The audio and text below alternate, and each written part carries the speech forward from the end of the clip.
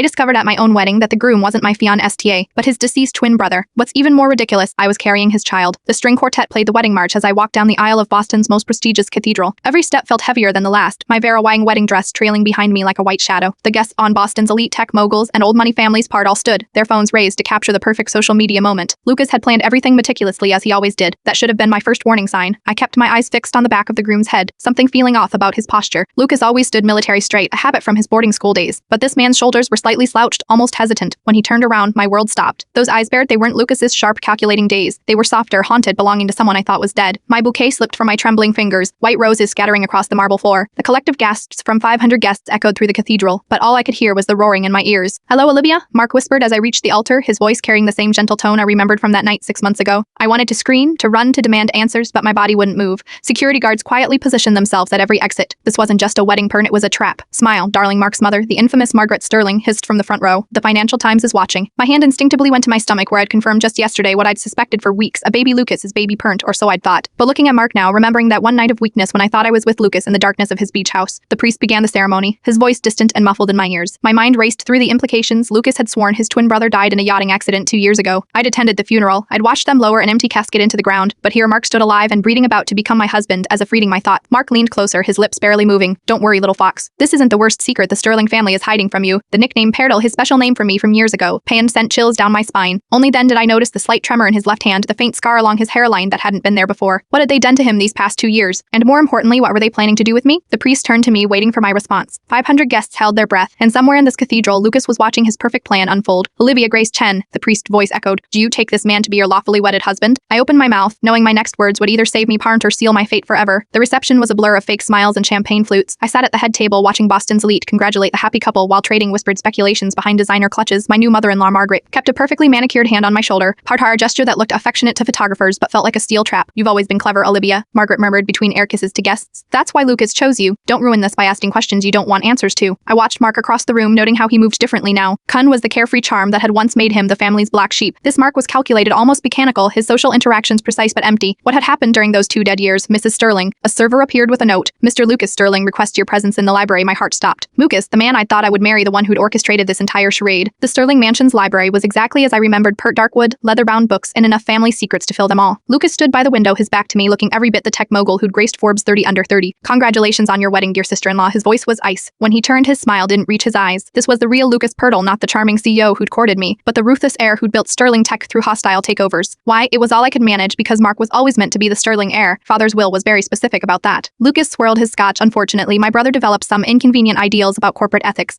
He needed time to understand our family's way of doing business. The implications made me sick." "You didn't send him to a mental facility. You had him reprogrammed, rehabilitated," Lucas corrected smoothly. "And now he needs a wife, but smart enough to keep him on track, but with enough to lose that she won't interfere. You are perfect, Olivia Perdal, with a baby on the way." The room spun. "He knew?" "Oh, don't look so surprised. Sterling Medical owns the lab that processed your test. Did you really think that night at the beach house was an accident?" Mark needed to be motivated to cooperate. What better way than a child? Bile rose in my throat. "You set up your own brother when I secured the Sterling legacy," Lucas cut in. "The company is announcing a major defense contract next month. We need Mark's face on it." Pant, the prodigal son, returned from his tragic sabbatical. "You'll stand beside him, the devoted wife. The press will eat it up." He stepped closer, his cologne suffocating play. "Your part, Olivia. The prenup you signed today ensures you'll lose everything if you don't. And trust me, you don't want to test what else our family can take from you." The threat hung in the air as he left. I stood alone in the library, my wedding dress suddenly feeling like a straitjacket. Through the window I could see Mark talking to shareholders, performing his role perfectly. My phone buzzed, a text from an unknown number. "The truth about Mark's death is in the Sterling Tech server room, level B3, but be careful who you trust. Not everyone who offers help has your best interests at heart." Minus a friend, I stared at the message, my mind racing. Was it a lifeline or another trap? In the reflection of the window, I caught Margaret watching me from the doorway, her eyes sharp as a hawk's. The game was set and I was just a piece on their board. But they'd forgotten one thing. I hadn't become the youngest Priam at Chenegeses by playing it safe. The question was, how do you outmaneuver people who've already planned your every move? 3 days into my gilded prison at the Sterling Mansion, I discovered 2 things. The security system had blind spots and my new husband wasn't as rehabilitated as Lucas thought. I found Mark in his study at 3 a.m. staring at an old family photo. His hands shook as he traced the image, parent 2 identical boys at their Harvard graduation before everything went wrong. "You remember that day?" His voice startled me. He hadn't turned around but somehow knew I was there. Lucas announced he was joining Sterling Tech's weapons division. I wanted to focus on medical research instead. "That's why they locked you away." I stepped into the room, keeping my distance. "Because you wouldn't build weapons." Mark's laugh was hollow. "They locked me away because I was going to expose everything. The illegal testing, the backdoor programs in our medical devices, all of it." He finally turned to face me. "But you already knew Sterling Tech was dirty, didn't you? That's why you were getting close to Lucas Pert corporate espionage for Chen Industries?" My blood ran cold. I'd been so careful with my investigation. "Don't worry." Mark's eyes softened. "Your secret's safe with me, but whatever evidence you were looking for, it's nothing compared to what I found." He reached for a glass of water, his movements jerky, almost robotic. idiotic. The rehabilitation center they sent me to. It's where they perfect their neural implant technology, human trials, without consent. I should know, parent, I am their star subject. Horror washed over me as I noticed the scar behind his ear, barely visible beneath his hair. They put something in your brain, a control chip. Cliental tech. That's why my movements are off sometimes. They can't control my thoughts yet, but they can control my thoughts yet, but they can influence behavior. Monitor location, they grimaced. Lucas thinks it's keeping me in line. He doesn't know I've been fighting it. Why are you telling me this? I whispered, though I already suspected the answer. Because you are carrying my child. His eyes flickered to my stomach, and because he might be the only person who can help me destroy everything the Sterlings have built. Before I could respond, the study door opened. Margaret stood there in her silk robe, her face a mask of concern that didn't reach her eyes. Mark, darling, you should be in bed. The doctor said to stick to your sleep schedule. She turned to me with steel in her voice, and Olivia, it's not good for the baby to be wandering around at night. And she herded us back to our separate rooms, the perfect mother, caring for her children, but it caught Mark's meaningful glance toward his desk drawer. Something was hidden there, something he wanted me to find. Back in my room, I pulled out my phone, staring at the mysterious text from 3 days ago. The Sterling Tech server room held answers, but getting to B3 required bypassing multiple security checkpoints. My phone buzzed again, parent, another text from the unknown number. Tomorrow, 2 p.m. Annual charity board meeting, all eyes will be on the main floor. Your window is 15 minutes, don't be late. Minus a friend, I placed my hand on my stomach, thinking of the child growing inside me, parent, a child who would be born into this web of lies and control unless I found a way out. But first I needed to get into Mark's study again. Whatever was in that drawer might be the key to everything, the question was. Or was this all part of an elaborate Sterling family game? As if in answer, I heard footsteps in the hallway, purred in the steady rhythm of security guards making their rounds, keeping their precious puppets in place. Tomorrow would change everything. I just had to survive until then. The Sterling family's annual charity luncheon was a masterclass in performative philanthropy. While Margaret announced $1 million donations upstairs, I slipped away from the crowd, my heart pounding beneath my designer dress. 15 minutes. That's all I had. The elevator to B3 required a security card, which I'd lifted from Mark's study drawer that morning, along with a USB drive containing what he claimed was evidence of Sterling Tech's crimes. I hadn't had time to check its contents yet. As the elevator descended, I remembered the morning's events. Mark had cornered me in the breakfast room, his movements unusually fluid. Party. They must have adjusted his implant settings for the charity event. When you find what you are looking for, he'd whispered, don't trust the first solution that presents itself. Lucas always plans 3 steps ahead. The elevator doors opened to a dimly lit corridor. B3 was eerily quiet, the only sound the hum of massive servers. I followed the memorized path from the blueprints in Mark's drawer. Left, right, second door on the right. The server room's security panel blinked red. I pulled out the keycard, praying it would work. Green light, I was in. Rows of servers stretched before me like a technological maze. According to the mysterious texter, I needed to find Terminal 7. My heels clicked softly as I counted the rows. Terminal 7's screen glowed blue, waiting for related credentials. I plugged in Mark's USB drive and strings of code filled the screen, a backdoor program. Pine, he'd thought of everything. Files began downlighting. Clinical trials, financial records, emails. My eyes widened at a folder labeled Project Phoenix. In Clyde were videos of Mark's rehabilitation perned footage so disturbing my hand shook as I copied them. Suddenly a voice behind me froze my blood. I had a feeling you'd come. I spun around. There in the server room doorway stood Dr. Sarah Chen Pernt, my older sister, who I hadn't spoken to in 5 years. The last person I expected to see in Sterling Tech's basement. What are you filming in the company that stole my research and destroyed my career? She stepped inside, letting the door close behind her. The same thing you are, little sister, looking for evidence. My mind raced. Sarah had been a neuroscience prodigy before scandal forced her out of academia. She disappeared afterward, cutting off all contact. You are the one who's been texting me, I realized. You work for Sterling Tech now, as a consultant on their neural implant program. Her face darkened. I didn't know what they were really doing with my research until I saw Mark's file. They turned my work on helping stroke victims into a mind control weapon. The USB drive beeped. Parent download complete. Sarah glanced at her watch. We have 3 minutes before security's next sweep. Take the evidence, but be careful. Lucas always plans 3 steps ahead. I finished. Mark said the same thing. Sarah's eyes widened. Mark is fighting the implants programming. That should be impossible unless She grabbed my arm. Olivia, you need to get Mark to Sterling Memorial Hospital for an MRI. Something's not right about his implant. It's like what? The server room door beeped. Shovin was coming. Go. Sarah shoved me toward the emergency exit. I was never here, and Olivia, her voice cracked. I'm sorry I left you alone with our parents. I thought I was protecting you. As I raced up the emergency stairs, clutching the USB drive, my mind spun with questions. What was Sarah really doing here? What had she discovered about Mark's implant? And most importantly, paired, why did I have a feeling I'd just walked right into Lucas's trap? The charity luncheon's applause echoed above me as I emerged on the main floor, slipping back into my role as the perfect Sterling wife. But now I had ammunition, paired, and an unexpected ally. The game was changing. I just hoped I was changing with it. Your sister is working for Sterling Tech. Mark's words hung in the air of our bedroom as midnight struck. After a week of careful planning, we'd finally managed to disable the surveillance cameras for 10 precious minutes, pan courtesy of Sarah's inside knowledge. She says your implant readings are impossible, I whispered, watching him pace.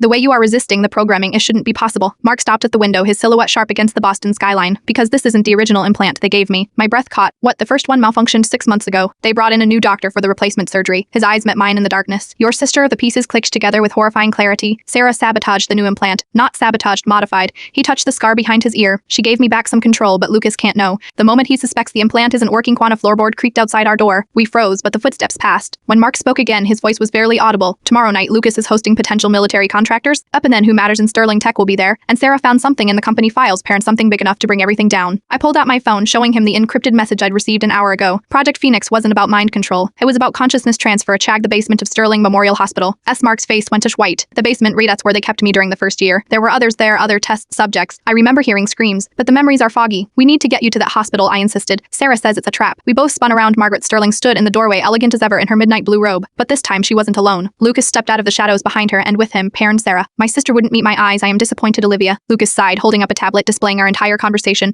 Did you really think we'd leave you alone with our most valuable asset without monitoring everything the camera spy started? We're never disabled. Margaret's smile was arctic. Dr. Chen has been very cooperative since we reminded her about her young daughter's safety. Sarah flinched. I hadn't even known she had a child. As for you, brother, Lucas turned to Mark. It's time for an upgrade. The new implant is ready. Mark's hand shot to the back of his head, but two security guards were already moving in. As they grabbed him, something changed in his expression, parental blankness I'd never seen before. Protocol Phoenix engaged, he said in a monotone voice. Command sequence activated. Lucas's smug expression faltered, but Mark moved with impossible speed, breaking free of the guards. In seconds, both men were down. When he turned back to us, his eyes were different, parenter harder, older somehow. Hello, son, he said to Lucas. But the voice wasn't Mark's. It was deeper, authoritative. Lucas stumbled back. Father, my mind reeled. Robert Sterling had died 2 years ago. Parent right before Mark's accident. Consciousness transfer. Sarah whispered, finally looking at me. I am so sorry, Olivia. I had to play along to get proof. The real Mark Sterling died during the first implant surgery. They've been of different consciousnesses into his body ever since, testing the technology. But something went wrong with the last transfer. Margaret screamed as Mark Pert, or whoever he was, Parent advanced toward Lucas. No, the voice from Mark's body growled. He's the man who murdered me, and now it's time for a family reunion. The lights went out, plunging us into darkness. When they flickered back on seconds later, both Mark and Lucas were gone. Sarah grabbed my arm. We need to get to the hospital now. The truth about what they've done to Mark Part to everyone, Paired is all there. But we are not the only ones looking for it. As security alarms began blaring throughout the mansion, I placed a protective hand over my stomach. He Mang in this nightmare was the real Mark's consciousness, Perrin and possibly the key to saving whatever was left of him. But first we had to survive the night. Thirtling Memorial Hospital's basement corridors stretched like a labyrinth beneath the city. Sarah led the way, her access card opening door after door, each one taking us deeper into Sterling Tech's darkest secret. They kept the consciousness transfer subjects on Sybilville. 3, she explained, her voice tight. The same technology they used in the neural implants but pushed to its limits.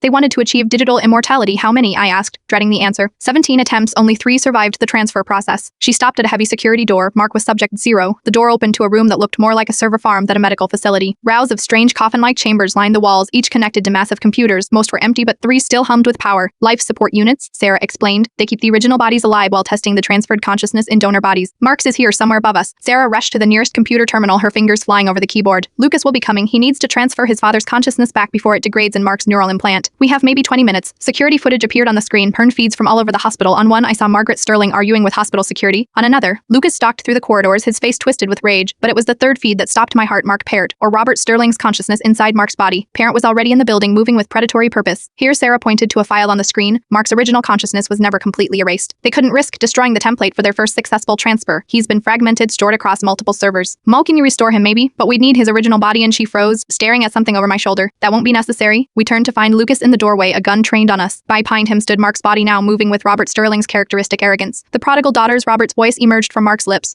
Sarah Chen, the brilliant doctor who thought she could outsmart us, and Olivia, the corporate spy carrying my grandchild. You are insane, I spat, all of you. If God with people's lives were evolving humanity, Lucas cut in, imagine. It pertinent death becomes meaningless when consciousness can be transferred, backed up, restored. We could live forever at what cost? Sarah's hand inched toward the computer. Those 17 subjects didn't volunteer, you murdered them. Robert Mark smiled. Progress requires sacrifice. Prig of which one? He turned to Lucas. Pete, I believe it's time for your upgrade. Your body is much younger than this one. Lucas's eyes widened. What? No, that wasn't the plan. Plans change. Robert moved with frightening speed, grabbing Lucas before he could fire the gun. You taught me that, remember? When you poisoned my coffee 2 years ago? As father and son struggled, Sarah yanked me toward a hidden door, emergency exit. The server room below has a direct link to Mark's life support unit. If I can restart the original consciousness upload, Fred, a gunshot rang out. Lucas screamed. We ran through dark maintenance tunnels, the sounds of chaos echoing above. Sarah's keycard opened one last door, revealing a chamber dominated by a single life support pod inside through frosted glass. I could make out a familiar face print, Mark's original body, preserved in suspended animation. Oh God, Sarah breathed, checking the monitors. He's still alive. The real Mark is still fine. The lights cut out, emergency generators humming to life with red emergency lighting. Over the hospital's PA system, an automated voice began counting down, warning emergency protocols engaged. MER system shutting on in 5 minutes. Sarah attacked the computers with desperate focus. They're trying to wipe the servers. Everything Mark is everything he knows about what they did. Parter, it'll all be gone. I stared at Mark's peaceful face through the pod's glass, remembering the gentle man he'd been before all this. My hand went to my stomach, to our child, who might never know their real father. What do you need me to do? Sarah looked up, her expression grim. Something incredibly dangerous. We need a fresh neural implant to act as a transfer conduit, Sheeman, to receive Mark's consciousness until we can rebuild his original neural pathways. I understood immediately. You want to put him in my head temporarily, but Olivia, the risk to you and the baby. Another explosion rocked the building. Through the security feeds, we could see Robert, Mark, and Lucas still fighting their battle, destroying everything in their path as they descended toward us. We had minutes to decide, parent risk everything on a desperate gamble or lose Mark forever. I took a deep breath and sat in the neural transfer chair. Do it! Consciousness returned slowly, like swimming up through dark water. The first thing I heard was the steady beep of hospital monitors. The first thing I felt was Mark's hand holding mine, not Robert Sterling's consciousness in Mark's body, not a digital copy. The real Mark. Hey, little fox, he whispered, his voice hoarse but his own. You've been out for 3 days. I tried to speak, but my throat was too dry. Sarah appeared with ice chips, her face drawn with exhaustion but smiling. The transfer worked, she explained softly. Your mind was strong enough to hold Mark's consciousness intact while we restored his original neural pathways. When the servers crashed, you were the only backup. Memories flooded back, not just mine, but Mark's too. The horror of his imprisonment, the pain of forced consciousness transfers, the fragments of himself fighting to stay whole. They were fading now like a dream upon waking, but I would never forget. Lucas and Fire Father, I managed to ask. Mark's grip tightened. Juan. When the servers crashed, Robert Sterling's digital consciousness degraded completely. Lucas didn't survive the neural overload when his father tried to force a transfer. Margaret turned herself in this morning, Sarah added. She's cooperating with federal investigators, exposing everything paired to the illegal experiments, the murders, all of it. Sterling Tet is finished. I placed my free hand on my stomach, relieved to feel the slight swell still there. The baby? Perfect. Mark smiled burntly. All that advanced neural technology had an unexpected benefit. The doctors say the baby's brain development is extraordinary. A knock at the door interrupted us. A tall woman in a FBI jacket entered, her badge identifying her as Egdetine Torres. Mrs. Sterling, I know you are recovering, but we need to discuss witness protection. The Sterling Tech board members who authorized Project Phoenix Fox, some are still at large, and they're very interested in your child, the first natural offspring of a consciousness transfer subject, Sarah explained grimly. They want to study the baby's neural development. I looked at Mark, seeing the same determination in his eyes that I felt. We'd survived mind control, digital consciousness transfers, and corporate conspiracies. We wouldn't let anyone threaten our child. Actually, I said, sitting up straighter, I have a counter proposal. I outlined my plan, Tartan, using the evidence we gathered to take control of Sterling Tech's remaining legitimate assets, redirecting the neural technology research toward its original purpose, helping people with Sarah leading the medical division and Mark's restored consciousness proving the dangers of unethical experimentation. We could ensure nothing like Project Phoenix ever happened again. It's risky, Aden Torres warned. You'll be visible targets. We already are, Mark pointed out. At least this way we fight back. Sarah pulled out her tablet showing headlines already spreading across the internet. Sterling Tech scandal exposed, mind control experiments revealed, digital consciousness program, etc. claims lives. The truth is out, she said. What matters now is what we do with it. I thought about the child growing inside me, a child who would be born into a world where the boundaries between mind and machine, consciousness and code were blurring. They deserve to see these powerful technologies used for healing, not control. Besides, I smiled at Mark. The Sterling family owes me a wedding, a real one this time. He laughed, the free, genuine laugh I remembered from before all this began. Whatever you want, little fox. As Sarah and Edine Torres discussed security details, I watched the Boston sunrise through my hospital window. Me and out there, other corporations were surely pursuing their own consciousness transfer research. The technology couldn't be undone, but we could shape its future. And with our child representing a new generation born from both the victims and victors of this technological revolution, we had a responsibility to make sure that future was better than the past. Mark squeezed my hand and I felt the last fragments of his transferred memories settling in my mind like falling stars. We had survived. We had each other, and sometimes that's enough of a happy ending to build a new beginning on the rest. Well, that's another story.